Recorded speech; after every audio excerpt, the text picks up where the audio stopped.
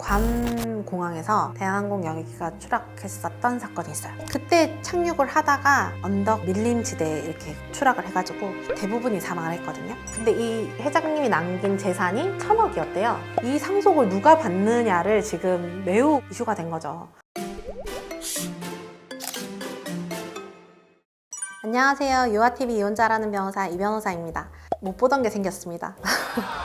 우리 PD님이 또 이거 칠판에 한번 이렇게 강의하는 식으로 한번 해보면 또 좋을 것 같다고 해서 새로운 시도를 한번 해보려고 샀습니다. 괜찮죠? 오늘 살면서 누구든지 간에 상속이 한 번쯤은 생각을 해볼 수 있는 법률 문제거든요. 상속이 꽤 재밌어요. 저희가 상속은 민법제 1000조에서 지금 규정하고 있는데 상속 순위를 먼저 알아야 돼요. 첫 번째로 피상속인의 직계비속. 직계비속이라는 말은 나보다 아랫사람, 자녀들이 되겠죠? 두 번째로 2호로 피상속인의 직계존속, 엄마 아빠가 되는 거예요. 3순위로 피상속인의 형제 자매 이렇게 되고 4순위로 피상속인 사촌인의 반계 혈족 이렇게 돼 있는데 1, 2, 3번 정도를 오늘 우리가 한번 다뤄보려고 합니다. 1순위가 있으면 나머지 후순위는 상속 못 받는 거야. 아예 1호가 있으면 2호는 상속 아예 못 받는 거고 1호가 없고 2호가 있으면 2호가 상속을 받고 3호는 아예 못 받는 거예요. 직계비속이 있으면 망인의 부모가 살아있다 하더라도 상속 못 받는 거고 자녀가 없다 했을 때 망인의 부모가 살아있으면 부모가 상속을 받고 형제 자매는 아예 상속 못 받는 거예요. 망인의 자식도 없고 부모님도 없다. 그러면 이제 형제 자매가 상속받는 거죠. 여기서 또 하나 또 있는 게 배우자의 상속 순위를 또 살펴봐야 돼요. 1003조에 보면 피상속인의 배우자도 공동상속인이에요. 그러면 아까 제가 1, 2, 3호 했잖아요. 자식이 없는 상태에서 배우자가 죽었다. 그리고 부모님 살아있다면 부모님과 같이 상속을 받는 거고 만약에 부모님이 없고 자식도 없다. 그럼 배우자가 단독으로 상속을 받는 거고 제가 이걸 공부하면서 참 재밌었던 사건 그 사례 하나 가지고 왔거든요. 같이 한번 볼게요. 이거 사실 너무 유명한 사건인데 피디님 괌 대한항공 사건 알아요? 괌 공항에서 대한항공 여객기가 추락했었던 사건이 있어요. 97년 8월 6일에 대한항공 801편 여객기가 괌에 거의 다 도착을 했는데 그날 기상 상태가 되게 안 좋았던 거예요. 그래서 비가 막 폭우가 오고 관제탑에 그 비행기가 원래 착륙하려면 유도장치라는 게 있대요. 그게 글라이드 슬롭이라고 하던데 그게 고장이 났었대요. 그때 착륙을 하다가 언덕 밀림지대에 이렇게 추락을 해가지고 대부분이 사망을 했거든요. 탑승객이 254명이었는데 228명이 사망을 하고 26명이 부상하게 된 사건이었습니다.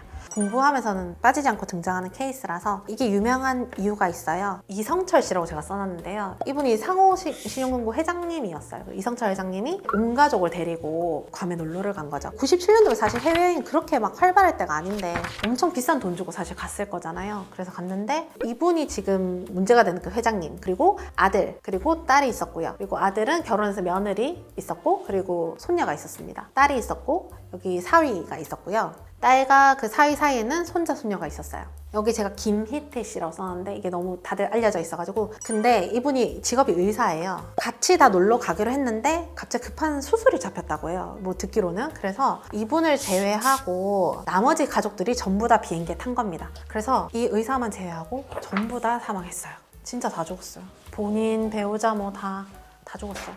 근데 이 회장님이 남긴 재산이 1,000억이었대요. 97년도에 1,000억이면 돈이 얼마야? 그때랑 비교하면 5,000억 이상 되지 않을까? 이 상속을 누가 받느냐를 지금 매우 이슈가 된 거죠. 의사는 당연히 본인이 받는다. 그 근거는 대습상속이라고 있는데 A가 있고 B가 있어요. C, D가 있잖아요. 그리고 E가 있어요. 근데 여기가 먼저 사망을 하면 문제가 없겠죠. 근데 여기가 먼저 죽어버리는 거예요. 그러면 지금 바로 직계비속인 지금 C가 단독으로 상속을 하게 된단 말이에요. C가. 그러면 여기는 먼저 죽었다는 이유만으로 자녀가 하나도 상속 못 받는 게 좀 억울하잖아요. 좀 공평하지 않은 것 같잖아요. 그래서 이때는 대신해서 상속받는다 해서 대습상속이라고 하거든요. 그래서 이걸 우리가 민법에 정하고 있는데 대습상속할 때 여기 배우자도 있으면 배우자나 상속을 받을 수가 있는 거예요. 그러니까 이 의사가 하는 얘기는 딸이 먼저 사망을 했기 때문에 유일하게 남아있는 상속인 내가 대습상속을 해서 내가 상속을 받아야 된다. 1,000억 다 내가 받아야 된다. 이렇게 얘기를 했는데 여기서 이제 등장하는 사람들이 있어요. 어떤 사람들이냐면 형제가 7명이나 됐어요. 이 사람들이 김인태 씨를 상대로 상속 분할하자는 소송을 하는 거죠. 아까 우리가 살펴본 조문 보면 직계비속이 지금 어떻게 됐어요? 다 죽었죠? 그리고 직계존속. 그쵸? 엄마 아빠는 당연히 예전에 돌아가셨으니까 이미 손자까지 있는 라인이잖아요. 그 다음 순위 뭐예요? 형제자매죠. 그런데 의사가 그게 아니다. 대습상속을 해서 내가 받아야 된다고 하니까 이 형제들이 하는 얘기가 뭐냐 하면 아니다. 여긴 대세상속이 발생할 수가 없다. 왜냐하면 민법제 30조 보면 동시 사망 규정이 있거든요. 여기를 보면 2인 이상이 동일한 위난으로 사망한 경우에는 동시에 사망한 것으로 추정한다. 그러면 아까 대세상속에 저희가 조문 한번 볼까요? 상속인이 될 직계비속 또는 형제자매가 상속 개시 전에 사망하거나 결격자가 된 경우에, 그러니까 아버지가 돌아가시기 전에 딸이 사망했다는 게 입증이 돼야지 너가 대세상속을 받는 거지. 이 사건은 동시에 사망했는데 어떻게 대세상속이 일어나냐. 법조문에는 왜냐하면 먼저 사망을 해야지 대세상속이 일어난 것처럼 돼 있으니까. 이렇게 이제 치열하게 다퉜어요. 이게 주된 논거예요. 법조문을 보면 얘가 먼저 사망을 해야지 여기서 이제 대세상속이 이제 하는 건데, 여기는 아빠가 먼저 죽었을 수도 있고 얘가 먼저 죽었을 수도 있고, 그리고 어쨌든 우리는 이거 민법에서 동시 사망으로 추정한다고 보고 있는데 딸이 먼저 죽었다는 게 입증이 안 된다. 이렇게 주장한 거지, 형제들은. 먼저 죽었는지 네가 어떻게 아냐? 형제들 입장도 난 좀 이해는 가. 여기는 그래도 피를 나눈 형제애들이고 여긴 진짜 남이잖아, 사실은. 근데 이 1,000억이 다 여기다 가는 게 맞느냐. 근데 법원에서 이제 판단을 했습니다. 누가 이겼을까요? 의사가 이겼어요. 여기가 승소를 했습니다. 왜 승소를 했는지 한번 살펴볼까요? 너의 주장이 일리가 있다. 그런데 우리 한번 따져보자. 누가 죽었는지 모른다라고 했잖아요. 근데 만약에 아버지가 먼저 죽었어. 아버지가 먼저 죽었으면 그 다음 상속 누가 해요? 딸이 하죠. 상속하고 나면 또 딸이 죽고 나면 누가 상속해요? 배우자가 상속하죠. 자, 그리고 딸이 먼저 죽은 걸 한번 가정을 해봐요. 딸이 먼저 죽었어요. 그러면 먼저 죽었기 때문에 아까 얘기한 대습상속이 일어나죠. 그러면 대습상속으로 해서 결격된 딸의 위치에 가서 상속을 또 받는 거란 말이에요. 여기가 먼저 죽었든 여기가 먼저 죽었든 어쨌든 상속인은 김인태 씨가 맞아요. 3순위인 그 형제자매한테 갈 이유가 없는 거예요. 결국은 김인태 씨가 1심 승소했고요. 항소 상고했겠죠, 당연히. 1심, 2심, 3심 전부 다 이겼어요. 김인태 씨가 그때 사회에 환원하겠다, 뭐 다 기부할 거다, 뭐 이렇게 얘기하고 뭐 그런 얘기 있었는데 결과는 정확히는 전 잘 알지 못해요. 그래, 아까 우리나라에만 있는 법제도가 있다고 했잖아요. 그게 뭐냐 하면 원래 사위가 대습상속 순위에 사실은 없었어요. 1958년에 민법이 처음에 제정됐어요. 처음 민법이 이때 생겼거든요.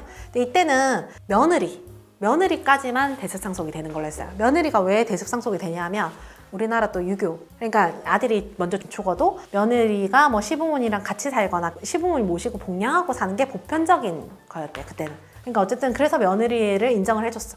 근데 1990년도에 남녀평등 이런 거 막 얘기 많이 하면서 이때 민법이 개정되면서 그때 이제 사위가 포함이 됐어요. 오늘 또 이렇게 상속에 관해서 간단하게 한번 알아봤는데 좀 재밌지 않나요? 다음번에 또 재밌는 얘기로 한번 준비해 보도록 하겠습니다. 저는 유아TV 이혼자라는 변호사 이인수 변호사였습니다. 감사합니다.